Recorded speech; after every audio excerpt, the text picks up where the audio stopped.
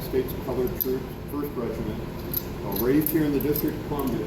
Hugh, who's one to be different where trousers. He's representing the 1st South Carolina Infantry, later became the 33rd USCT. We just very briefly want to show you the manual of arms, how soldiers handle their weapons. The important thing to remember about this is in the 1860s, the manual of arms is not just ceremonial, like it is in today's military. It's how you use the weapons technology at the time. Since the troops are generally fighting in close formations, elbow to elbow, everybody needs to do things with the same motion at the same time so as not to interfere with firing and fulfilling the prime mission. So, attention detail. Shoulder, arms. It's just the basic position of the shoulder, or the soldier. From here, all other motions derive. So, if we want to move quickly, though, that's a terrible way to carry the weapon. So the command will be right shoulder shift, arms. Shoulder, arms. You want to leave them standing like that too long so we can get the command support, arms. You can stand like that quite a while. Shoulder, arms. If a senior officer is coming by, we'll do present, arms. Shoulder, arms. And very briefly, by the numbers. To load and fire these weapons, we have an 1842 smoothbore musket with an effective range of something less than 100 yards.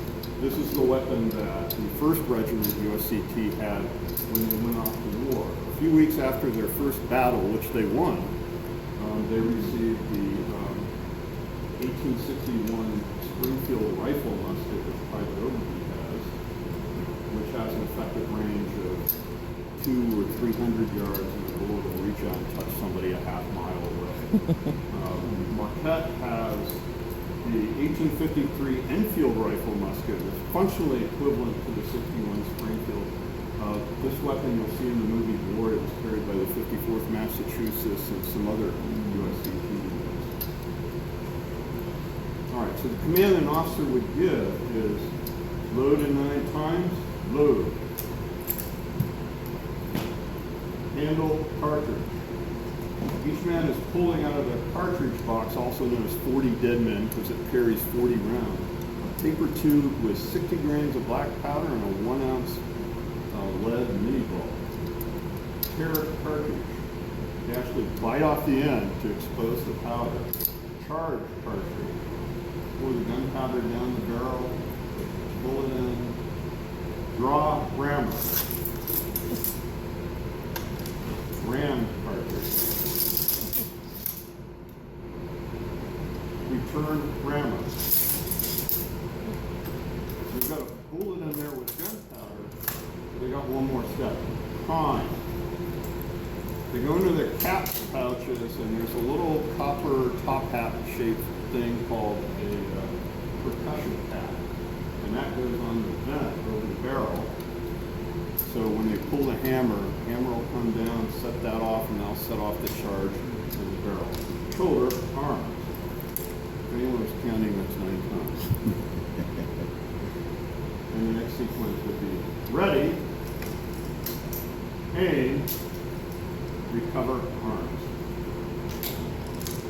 Now, infantry officers at the time, shoulder arms, quarter arms, and place rest, had a lot of options for firing. You have 10 companies in a regiment. You can fire by companies, fire whole company volleys. You can fire by rank. There'll be 2 ranks. Rear rank will fire when they're about loaded. Front rank will fire. You can fire the whole battalion at once, but then everybody's unarmed. What they did most of the time was order a command called firing by file. And what happens with that is the rightmost file, 2 guys, in each company begins to fire. It's a rolling fire down the company front, and then after that, every man is loading and firing at will. If you know, a typical regiment of late war regiment, say 300 men in the line, it's going to be putting out 450 rounds a minute. They're supposed to load and fire 3 times a minute, but in actual practice, it's about half that. So that whole line of troops is going to sound like a World War I machine gun. Wow. Private Milton, do you want to talk about one of the soldiers you portrayed in the first USCP? Oh, sure. So, I'm Corporal Andrew Green, First United States Infantry. Corporal Andrew Green, he was once enslaved here in the district. And he was free on the D.C. Emancipation Act, which was April 16, 1862. He was owned by a lady named Isabel Williams. And once he was free, he had a job as being a caterer. And so he stayed at Camp Walker, which was a contraband camp right down the street. And a year later, they were organized First Regiment, First Volunteers. He enlisted in, he gave all his names, place of birth, his occupation. He was promoted as a corporal. He fought many battles in the Petersburg and Richmond campaign. And he also fought on North Carolina, which is Wilmington. September the 29th, 1865, the war was been over. And April, he had met a lady named Isabel James, and he brought her here to Washington, D.C. Them two ended up getting married December the 26th, 1865. And later he owned his business as a caterer. So throughout the war, he was saving money to purchase his own home, which was 4th D. It's not far from here. As a caterer, he had people working for him as well in the district. And later he had a grandchild that passed away at 8 years. And that's when we found his sister. But that's the story of Andrew Green. Wow. I just might add one thought. This whole history of the United States colored troops is little known and generally treated as a footnote in the histories of the Civil War. You read books, even ones that have been published recently, to say that it wasn't that important factor in deciding the Civil War. The fact is you had more than 200,000 men who all came in the second half of the war when everybody else wanted to go home and had something real to fight for. They had their families, their own freedom, family members who were still enslaved in the South. They made up about 12 to 15% of the United States Army at the end of the Civil War. They were the first troops into Richmond, the first troops into South Carolina, which started the rebellion. They were in operation all over.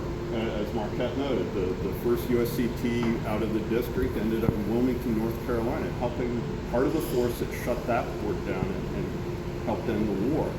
The second USCT, raised in Arlington, ended up in Key West, conducting raids all along the Florida coast. Over the time they were in service, they ended up freeing more than their weight in enslaved people. Wherever they went, people came to them.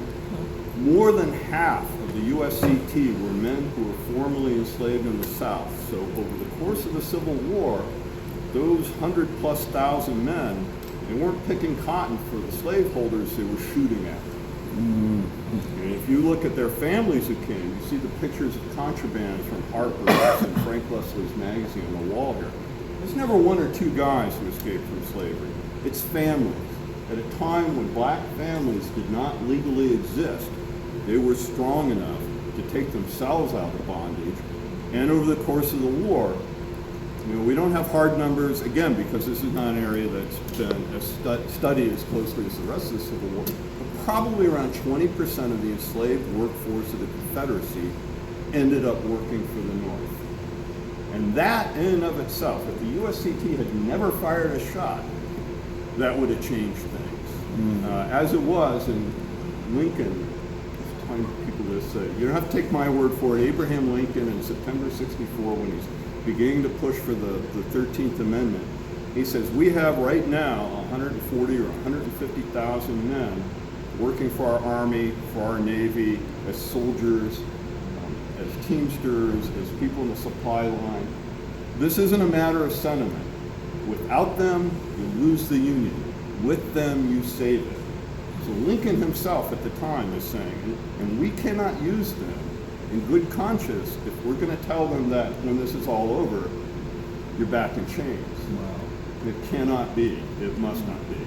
So if there's one thing you can take away from here today, it's not just that African Americans were largely responsible for emancipating themselves. There's a very strong argument to make that they won the Civil War for the United States. Not the Union, the United States. If you have any questions for the gentleman, please.